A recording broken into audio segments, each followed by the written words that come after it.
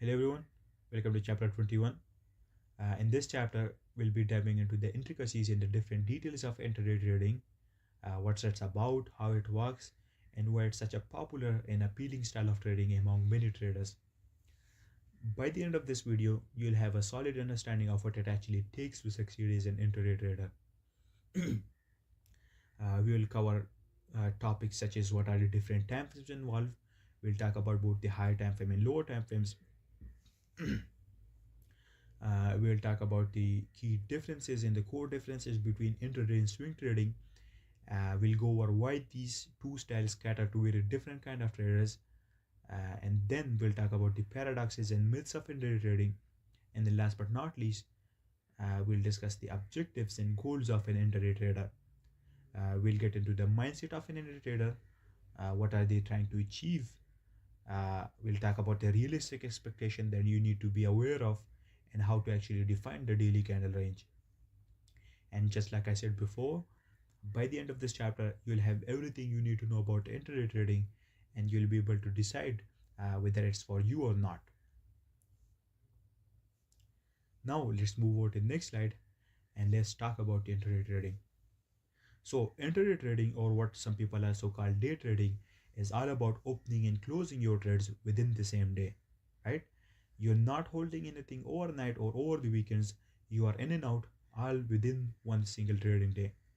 The whole idea is to profit from price movements happening within a single day, right? Which means you are taking advantage and capitalizing on the daily range expansions or the expansions or reversals that occurs within a single daily candle, right? You're basically saying that I don't care where the market ends up tomorrow. I'm just here for today's price action, right? That is the main premise of intraday trading. Now, let's talk about how intraday trading differs from swing trading, right? Now, I know that they're both about making money, but when it comes to the approach and mindset that is needed for each style, they're totally and fundamentally different from each other in every aspect, right? Intraday traders don't mess around with holding trades after the market closes, right? You are done by the end of the day with no position at all. On the other hand, swing traders, they're gonna hold trades overnight, over the weekends, or sometimes even longer because their trades takes more time to pan out. For intraday trading, your objective and main goal is capturing the daily price range. You are targeting to capitalize on the daily range expansions within a single trading day. While on the other side, swing trading plays the longer game. They focus on the weekly price range and tries to exploit or capitalize on the weekly range expansions, right? Where it takes a bit more time to develop. Now, here is the thing. Intraday trading is for those traders who thrive on quick decisions and have the mental capacity to sit in front of a screen, watching the charts and actually ready to act in the heat of the moment, right? They know how to compose themselves in high stress environment and cannot be easily distracted. On the other hand, swing trading is better for those traders who are actually chill about holding position overnight or over the weekend without freaking out. For example, if you are someone that loses sleep thinking about what the market might actually do while you are asleep, then maybe swing trading isn't for you. But if you can trust your analysis and stay calm while holding trades for days or even weeks, then maybe swing trading could be a great fit for you, right? There are so many other metrics as well that you have to consider before deciding which trading style is more suitable for you.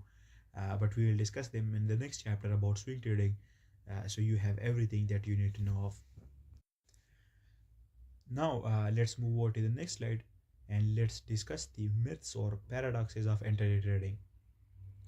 A lot of people get the wrong idea about intraday trading, right? So let's set the record straight. So here is the first big misconception. People think that intraday trading leads to quicker results just because the trade themselves are fast, right? Like you are in and out in a few minutes or hours, so naturally you think that you should get successful faster, right? Wrong. The truth is, no matter how quick your trades are, you're still going through the same learning phases and challenges that any other trader, like a swing trader or position trader, goes through. There's no escaping the process. You've got to learn your strategy, practice discipline and consistency, understand risk management, and build the confidence over time. There's no shortcut to success in trading. Whether you hold your position for a few or several days, the effort, time, and energy you put into mastering your craft are the same, right? So if you are getting into intraday trading thinking that it will make you successful faster, then you are setting yourself up for disappointment and failure, because it's still a journey, not a sprint, right? And you have to consider that at all times. Now, here's another big one: the over trading trap. The idea that more trades mean more profits is completely wrong, right? You think that if I'm trading all day, taking every opportunity, I'll make more money, right? Now, that's not just a myth, it's dangerous thinking. Over trading is one of the fastest ways to drain your account. Why? Because, first of all, higher cost. Every trade comes with transaction cost, commissions, spread, and slippage. So the more trades you take, the more these cost eats into your profits. The second one is that over trading leads to increased mistakes. When you are taking too many trades, you are more likely to act impulsively and ignore your strategy and system, and that's when error starts piling up. The third one is that overtrading put unnecessary pressure on your emotional state, which leads you to frustration and bad decision making. The reality is that trading less but with precision is always better, because after all we know that it's about quality rather than quantity. And intraday trading, the goal isn't to be glued to the screen all day taking every single possible trade or opportunity. It's to identify high probability setup, take them, and then take a step back, right? So, just because you are trading more frequently doesn't mean you'll make more profit. That's a straight up lie, and falling for it can be a costly mistake for you. Now, intraday trading might seem fast paced and exciting, but don't let these myths fool you, right? Quick trades doesn't mean quick success, and more trade doesn't mean more profits. And to actually succeed, you have to focus on building your skills, sticking up to your strategy and system, and trade with precision. It's all about playing the long game even in the short term world of intraday trading. Now, let's move on to the next slide and let's break down the key points about intraday trading. And this is where we will get into the core principles that will guide you as an intraday trader, what to aim for, what to avoid, and how to make the most out of each trading day or each trading session. Right? Now, first of all, let's talk about the goal of an intraday trader. Our goal is capitalizing on the daily range expansion, right? The main objective of intraday trading is simple. You are here to make money from the price movements that happens within the same day. Specifically, you are looking at the daily range expansion and capitalizing on it. Your job is to stay sharp, recognize those setups when they happen, and execute with precision, right? But don't ever let this confuse you with chasing every little swing, right? It's about capturing high probability part of the range and not every single pip or tick. Number two, you don't trade every single day. Uh, there's a big misconception about intraday trading. People think that being an intraday trader means you're trading every single day without fail. And no, that's not how it works, right? Not every day is ideal for trading. Some days the market is choppy, the setups are unclear, or the volatility isn't just there. And on those days, the best decision you can make is to sit out and protect your capital, right? Remember, you're not paid to trade, you are paid to trade well, right? So always remember that you need to focus on quality over quantity. Number three, expect about two setups per day, right? On average, you will find roughly two good setups per day based on candle ranges and CRT. This could either be a reversal or a continuation CRT trade. But here you need to remember that the key is patience, right? You're not out there hunting for dozens of trades. You're waiting for high probability setups that actually aligns with your high time frame drawn liquidity. Right? So the premise is stick to your plan at all times and don't just force trade just because the market is open. Moving on, here's another golden rule. The more high time frame ideas you can use to support your intraday setups, the better your trades will play out. Why? Because the higher time frames like the daily and the 4 hour shows you the bigger picture. If your intraday setups lines with a strong higher time frame drawn liquidity or key level, the odds of success go way up, right? So always keep an eye on the higher time frame to confirm your setups. Another key point is that key levels, high time frame drawn liquidity, and 4-hour CRT or candle ranges form the foundation of your intraday trading. And next up, some days you don't trade at all, period. Big news events like FOMC, NFP, and CPI create too much unpredictability, right? And the market tends to go wild. And on these days, the best decision you can make is to stay out and protect your account, right? Because being a good trader isn't just about knowing when to trade, it's also about knowing when not to trade, right? And we'll discuss this in the next chapters. Now, let's move on to the next slide and let's talk about framing intraday setups, right? Now, down here you can see all the factors and variables you will be thoroughly considering when framing an intraday setup. First of all, we've got higher time frame drawn liquidity. You're going to be making sure that the higher time frame drawn liquidity is always aligned with your intraday setup, because the higher time frame always shows the bigger and the cleaner picture. And if the trade is aligned with the higher time frame drawn liquidity, the odds of success are much higher. So your first and main priority is to make sure only to take trades that are in the direction of the high time frame drawn liquidity, right? Now, yes, I know that I keep repeating and reminding you of the high time frame drawn liquidity, but that should tell you enough about how important it is, right? And how significant it is. There's a reason why I'm keep repeating the same shit about drawn liquidity, because I know how important it is and how big of a crucial and important role it plays in your setup, right? So remember this at all times. The next is high time frame order flow. Now this one is almost the same as the high time frame drawn liquidity, but this just adds another layer over that by letting you know how the short term and the intermediate and long term highs and lows are influencing the market structure and how you should be approaching them appropriately. Third one is the weekly candles direction. What you're going to do is you're going to do your higher time frame analysis and determine how the weekly candle is going to pan out and in which particular direction is it going to close and expand, and then you're going to make sure to position yourself only in that particular direction. Next up we've got the most important part, which is CRT or candle ranges, right? This is the building block of your intraday setup, and without it you will never be able to frame a mechanical entry in an objective manner. You're going to make sure to select the correct CRT or candle range on the 4-hour time frame and then try to frame setup around that CRT in the direction of the higher time frame drawn liquidity. And then next up we have 4-hour key levels. Now obviously if you've been through my breakdowns in content, you would know that how important key levels are, right? These are the building blocks of our whole analysis, right? So key levels are also important. Then we have the day of the week, right? Each day of the week has different characteristics and different scenarios it can play out based on the framework of key level, order flow, and drawn liquidity.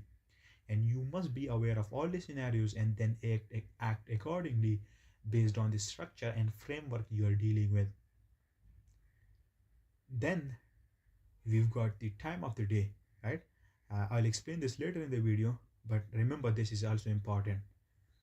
And then last but not least, we've got range expansion.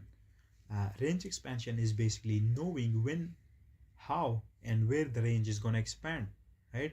Meaning when is price going to break out of it to form an extended swing in the direction of the high time frame drawn liquidity. And for that, you're going to build a cohesive and logical narrative around it through the concept that I've taught you, and that will guide you to the correct range expansion at the correct time, at the correct key time. So moving on, time of the day. In this slide, we'll discuss the different times of the day that you must be aware of for you to trade properly and frame precise entries during the day. We've got all these different times of the day. We've got the Asian session open, the London session open, London lunch, New York session, and then last but not least, the London close, kill zone or session. Each one of these different sessions or kill zones or times of the day have their own specific characteristics, features, and details. And I'm sure you must be aware of all of them because I've taught you and explained them to you in the previous chapters. For example, the Asian sessions tends to be a ranging profile commonly known as the Asian range, and then based on the Asian session, order flow and high time frame key levels, London session can have its own properties. right? It can react in different way based on the framework and structure that we are dealing with. If we've not tested a key level or a high time frame candle range has not yet been purged during the Asian session, then London session often tends to be a manipulation profile or a Judo swing where it tests the key level and then expands in the opposite direction. Right? So it basically depends upon the framework that you are working with. And then based on that framework and structure, it can have different conclusions or result, right? And the same goes with the rest of the session. Now, moving on, let's break down the day of the week characteristics and how they impact our intraday trading. Now, we know that each trading day has its own unique behavior, and knowing these behaviors and these different features, they can give you an edge in planning your trades, right? The market doesn't behave the same way every day. Each day brings its own unique setup and its own unique structure and framework. And understanding these differences can help you align your system with the market's rhythm. Now, let's go over the key factors in how each day plays out in trading week. First, let's talk about the framework we are working with. When analyzing each day of the week, there are a few core variables you always need to keep in mind, and they are order flow, key levels, candle ranges, market profiles, and weekly profiles, right? Now, Monday often acts as a range establishing day, right? You might see the creation of a candle range or a CRD, which becomes an important reference point for the rest of the week, right? It's not the best day for aggressive entry trading, but it's great for observing and marking key levels for the upcoming days throughout the week. Then we've got Tuesday. Tuesday is when the market starts to pick up some momentum, making it a good day for intraday trading, right? And the range from Monday can help guide your setups as Tuesdays often expands on Monday structure. Order flow becomes clearer and opportunity starts to appear. Then we've got Wednesday. Wednesday is one of the best days for intraday trading. By midweek, the market has usually developed enough structure key levels ranges in order flow to make high probability trades, right? And the volatility tends to be just right, enough to create opportunities, but not so chaotic that it's hard to manage risk. And then, like Wednesday, Thursday is also ideal for day trading. You often see continuation of trends that started earlier the week, or maybe a reversal if we have reached an opposing high time frame key level, or if the weekly range expansion has been completed, right? And the key levels established earlier in the week becomes even more significant, and Thursday is your chance to take advantage of them. And then we've got Friday. Friday are often a risk off day, or meaning a day with limited opportunities. You could still trade it if the weekly range expansion hasn't yet fully extended, or if the weekly objective hasn't been met, right? And the better you understand this structure framework and how each day fits into it, the more precise and confident your trades will be. Now let's move over to the next part of the chapter. In this last part, I will define the daily range to you based on time and kill zones, and I will show you how each session is coordinated and how different factors and variables plays a role in the structuring and coordination. So moving on, let's get into what ICT trading day really means and why it's important to approach it with the right perspective, right? This concept can make a big difference in how you analyze the market. So the retail trading day starts at 5 p.m. Eastern Standard Time and ends at 5 p.m. EST the following day, right? Or you could say that it starts at 17 Eastern Standard Time and ends at 17 Eastern Standard Time.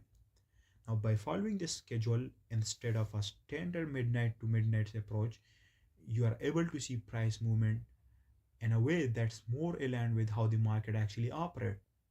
It gives you a more precise view of the whole daily range in terms of the different kill zones and sessions, and you'll see this in just a minute. Moving on, first of all, let's talk about the Asian range, what it is, when it happens, and how it influences the market behavior. Now we've got the timing of the Asian range. The Asian range begins at 8 p.m. Eastern Standard Time or 20 Eastern Standard Time and ends at midnight or 0 Standard Time, Eastern Standard Time, you could say. The Asian range often sets the tone for the early part of the trading day, right? While we know that this session typically has lower volatility compared to the other sessions, it's important because it creates an important structural framework that we can use as a guide to plan our trades throughout the rest of the day. That's why Asian range is so important.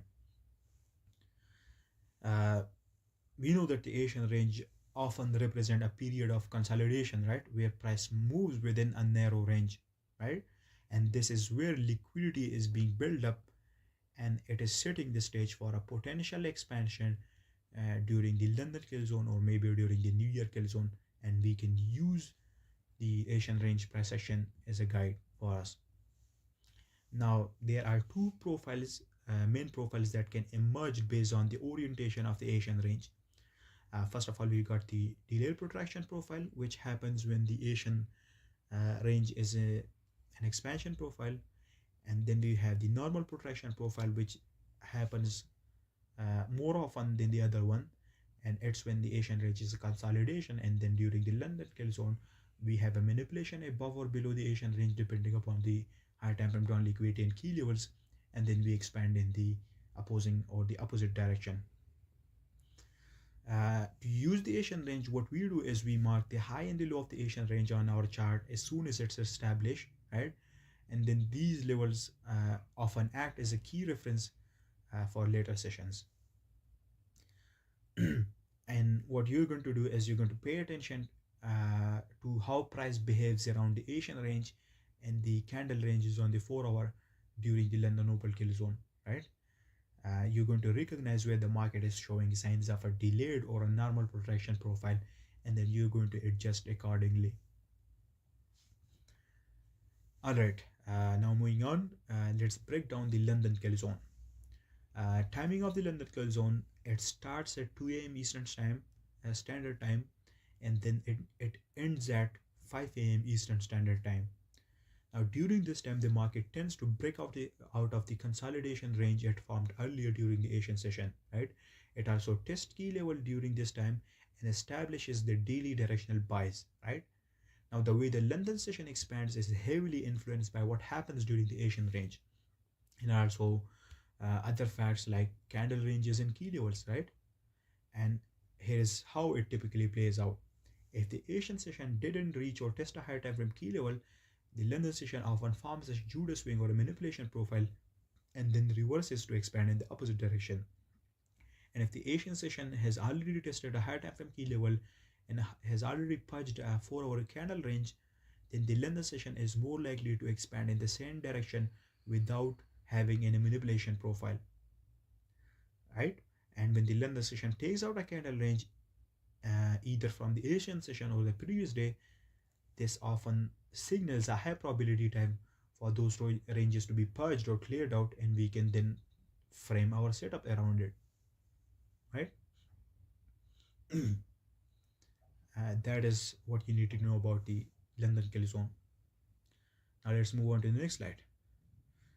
Here in this slide, we'll discuss the New Year kill zone. Now the New Year kill zone starts at 7 a.m. Eastern Standard Time, and then it ends at 10 a.m. Eastern Standard Time. Now the price action during the New Year kill zone is majorly influenced by the progress made during the London session or the London Opal kill zone. And based on that structural framework and price action, we can have two main profiles. We can either have a continuation profile or a reversal profile during the the New Year kill zone. If the London session has not yet reached the daily objective, for example, it hasn't yet tested an opposing key level or taken out an opposing liquidity pool or liquidity zone, or the range expansion hasn't yet fully been extended, then the New Year kill zone is likely to continue the trend that was established during the London session. And if the London session has already reached the daily objective, meaning it has reached an opposing key level or taken out a liquidity pool, then the New Year kill zone is more likely to trigger a reversal, right? And in this case, price might manipulate early traders into thinking that the trend will continue and it will create a false breakout or a liquidity grab, and after that the market will reverse in the opposite direction, right? Either after a consolidation or straight away a reversal will happen. Those were the features and profiles that New York session upholds. Next up we've got is the London close kill zone. It begins at 10 a.m. Eastern Standard Time, right? Right after New York kill zone ends, and it closes at 12 a.m. Eastern Standard Time, not 12 a.m., 12 p.m. Eastern Standard Time. And it has its own intricacies and details that we'll get into in a future chapter. Now moving on to the next slide. Here in this slide you can see this price action chart, and based on this price action I will define the daily range to you based on the time of the day and kill zones. So first of all, you can see that I've already plotted out the open and close of the day, right? It's a 15-minute chart right here, and here's something important that I want to tell you as well. During the day you're going to make sure to mark out the open and close of each day, right? And I've already told you before what are the open and closing time. It's the 17 Eastern Standard Time or the 5 p.m. Eastern Standard Time, right? The reason why you're going to do that is going to basically give you a structural framework within which you're going to plot out your Asian session and the other kill zone, which will make you easier for you to dissect them and see how each one is playing out. And then based on that, your decision making process would be a lot more efficient, and you'd be able to frame trades more efficiently and more easily in a simple and an objective and mechanical manner. So first of all, you can see right here is that we have this consolidation profile during the Asian session, which makes it an Asian range. And let's say right above here we have a higher time frame key level, and you can see during the Asian session we never tested the higher time frame key level, right? And instead we formed a ranging profile and generated liquidity. And then during London kill zone, you can see that based on the structural framework of the Asian session, what we did is we had a manipulation profile or a Judas swing higher, and with that we tested the higher time frame key level above us. We took out the Asian range liquidity that we had built, and then during the London lunch we expanded and reversed lower, right? Now during New York kill zone, we still hadn't yet reached the higher time frame objective, or we hadn't taken out higher time frame liquidity, so we continued that trend even lower, right? And then during New York kill zone, you can see that we reached down there and we reached the higher time frame drawn liquidity, or we tested in opposing higher time frame key level. And after that, you know that based on that structural framework, New York often tends to be a reversal if that is true. And then you can see New York actually, after expanding in the first half of its kill zone or session, it then reversed after reaching the drawn liquidity. And then during the London close kill zone, we continued that reversal from the earlier New York session or kill zone, and we closed the day higher, right? So you can see based on these times of the day in kill zones and the Asian session and its orientation, you can see this price action a lot more clearly as compared to if you had been looking at with the naked eye without these annotations or without these opening and closing prices. This is how you define a daily range, and this way you'll be able to easily frame a setup around it, and it won't be that hard for you, right? So when you start your day, first of all, you're going to plot out your opening and closing times, and then as soon as the Asian session is established, you're going to mark it out, annotate it on the charts, and marks out at high and low, and then look at it based on higher time frame key levels and drawn liquidity, and then make decisions based on that. And basically the Asian session will act as a guideline or a guide for you, as a reference point for you to make decisions based on it during the London kill zone and during the New York kill zone, right? That's what you're going to do. That is it for the chapter.